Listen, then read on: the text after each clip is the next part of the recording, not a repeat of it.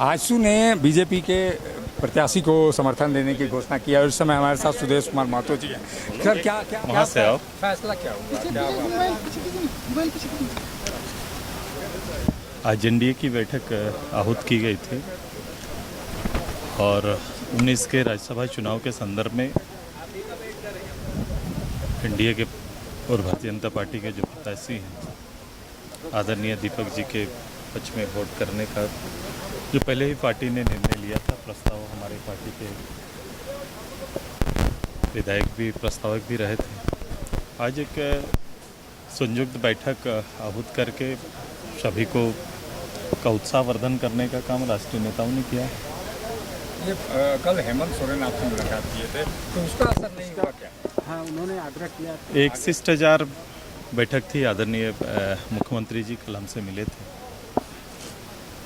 और एक अच्छा संदेश उनका कि झारखंडी विचारधारा को मजबूत करने की पहल करनी चाहिए। एक विषय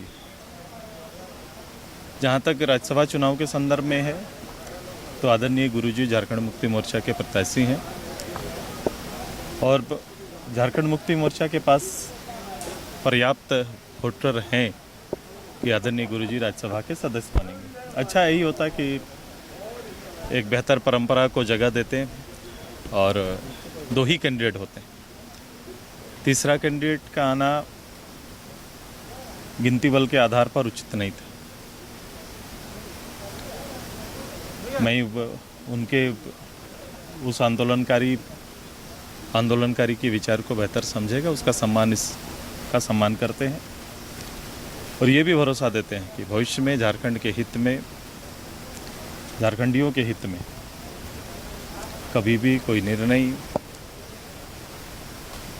या फिर झारखंड के हित का कोई भी पहल हो, निश्चित रूप से हम उनका ऐसा कोई विचार आएगा तो उस विषय पर हम लोग सहज होंगे।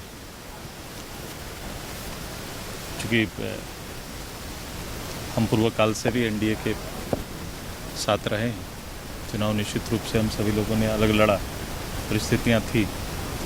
भारतीय जनता पार्टी ने ही संयुक्त रूप से फिर से इसको बल देने का और हम सभी लोगों ने पार्टी के स्तर से भी निर्णय लिया था कि एक साधारण कार्यकर्ता के रूप में आज प्रदेश अध्यक्ष दीपक जी को समर्थन देने का निर्णय संगठन ने लिया।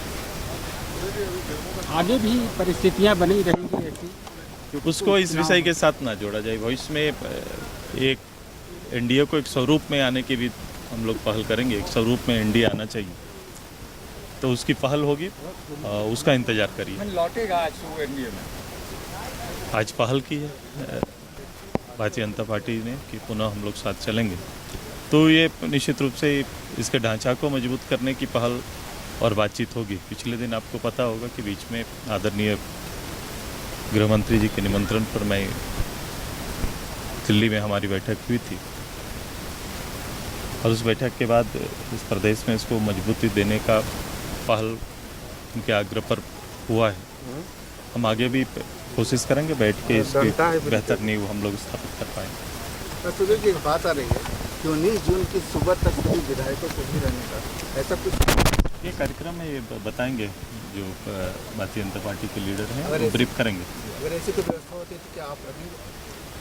नहीं, मेरे यहाँ रहने का तो कोई कार्यक्रम है ही नहीं। मैं तो अपने कार्यक्रम के साथ हूँ।